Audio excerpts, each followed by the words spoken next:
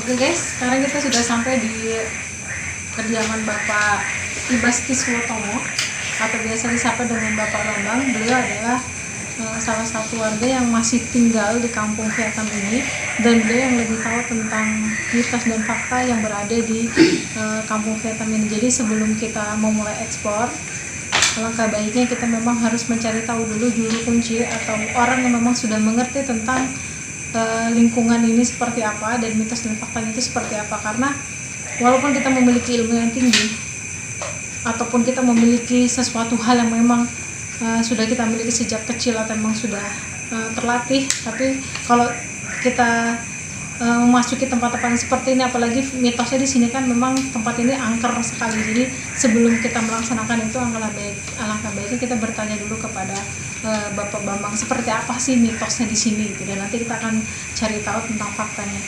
Dan sekarang kita kenalan dulu dengan Bapak Bambang ya, atau Ibas Kiswotomo yang sudah lama tinggal di sini, Bapak ya. Udah berapa lama tinggal di sini, Bapak? Cukup lama ya, hampir dari tahun 80-an ya. Cukup lama sekali ya, tahun 80-an.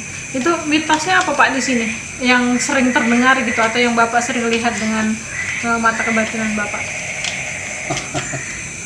Sebenarnya kan pada awalnya ini tuh kan tempat pengungsian Vietnam ya. Kenapa tempat ini jadi seperti ini ya, itu gara-gara itu banjir. Banjir pertama itu tahun 2002 ya. Cuman yang banjir cukup besar itu tahun 2007. Setelah ada banjir 2007 itu praktis penghuni sini semua itu harus dievakuasi. Karena memang sudah tidak layak huni lagi ya. Dievakuasi. Belum setelah ada pengungsian Vietnam itu, sini juga dijadikan tempat panti jompo atau sasana tresna warga. Itu seperti itu.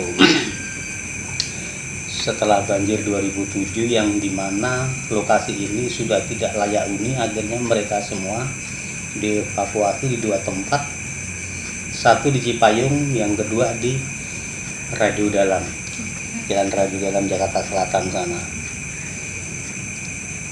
Selama karena ini tidak dihuni, akhirnya ya tempat ini jadi terbengkalai gitu kan, jadi terbengkalai, sehingga seperti yang Mbak lihat tadi lokasinya tuh seperti itu. Terus akhirnya menimbulkan suasana angker. Karena apa? Satu, tidak terurus, kedua juga sudah sepi di sini tempat itu gitu kan. Jadi mencekam ya Pak. Intinya itu akhirnya tuh ya jadi angker ya, jadi angker, sehingga banyak, kalau kita bisa melihat dengan mata batin atau mempunyai kelebihan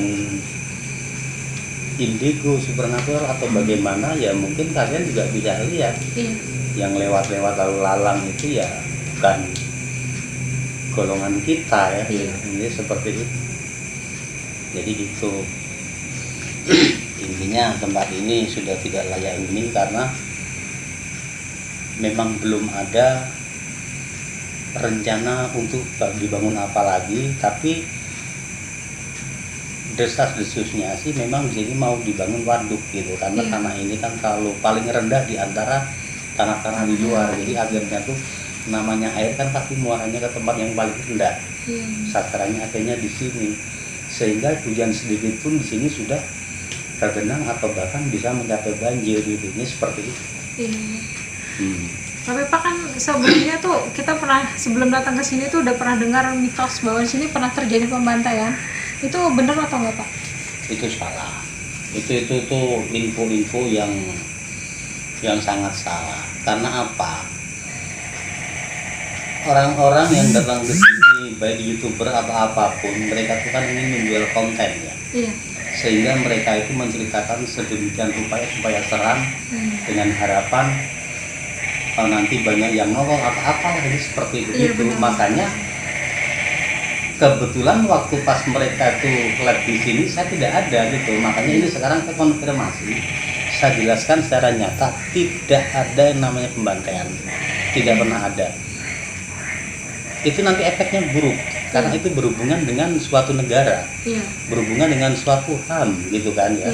Makanya harus saya luruskan. Jadi cerita-cerita seperti itu tidak, tapi kalau mengenai angker, seram apa-apa, ya namanya tempat seperti ini kan otomatis mereka itu makhluk astral itu kan suka di tempat-tempat lembab gitu ya, lembab atau apalagi di sini kan boleh dibilang itu masih seperti semacam kayak hutan kota gitu ya. Ini seperti itu. Jadi nggak ada ya, sekali lagi tidak ada yang namanya pembantaian. Kalaupun dulu itu ada meninggal, itu bukan karena kelalaian atau pembantaian, itu enggak. Itu karena memang dulu kebetulan salah satu penghuni sini itu sakit, terus ada banjir, terus si salah satu nenek itu meninggal. Ini seperti itu. Nggak ada pembantaian. Ini seperti itu. Oke, siap.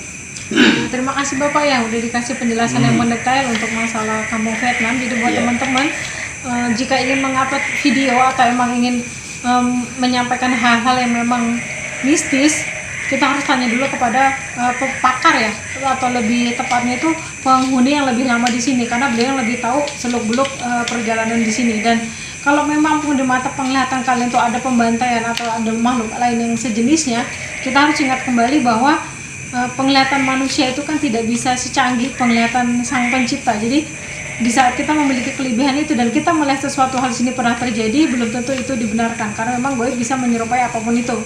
Jadi buat teman-teman sekalian yang sudah pernah datang ke sini, untuk masalah pembantaian dari Kisda dan Pak Bambang di sini dinyatakan no tentang pembantaian. Tapi kalau untuk makhluk astral yang lainnya dan tentang buaya yang pernah ada di sini untuk bayi jadi-jadian, kita akan cari tahu, karena itu pun datangnya dari makhluk astral. Karena di mana tempat yang sudah kosong, maka itu akan ditempati dengan beribuan makhluk astral. Tergantung gimana kita menyikapi dan menyugesti seperti apa mereka keberadaan di sini. Toh kenyataannya Bapak Bambang di sini pun masih dalam keadaan sehat walafiat, tidak pernah terjadi apapun. Jadi ikuti terus channel kita untuk mengekspor tempat ini ada apa aja sih di sini. Dan tadi pesan Pak Bambang adalah kita tidak boleh ke ujung yang paling sana ya guys, yang musolah ya Pak ya? Iya betul ya. Itu alasannya kenapa Pak? Ya karena begini ya, tempat ini tuh memang boleh dibilang itu ya angker ya.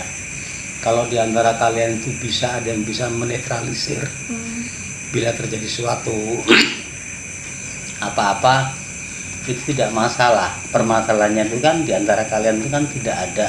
Lebih baik saya kasih saran jangan ke sana gitu kan, karena mereka tuh memang yang di sana itu tidak suka gitu kan, tidak suka. Jangankan maaf aja kalian atau saya gitu, di sininya sudah datang betul banyak, dari mulai Kipran Nalewu, terus Limbat, Sarawijayanto, terus apa itu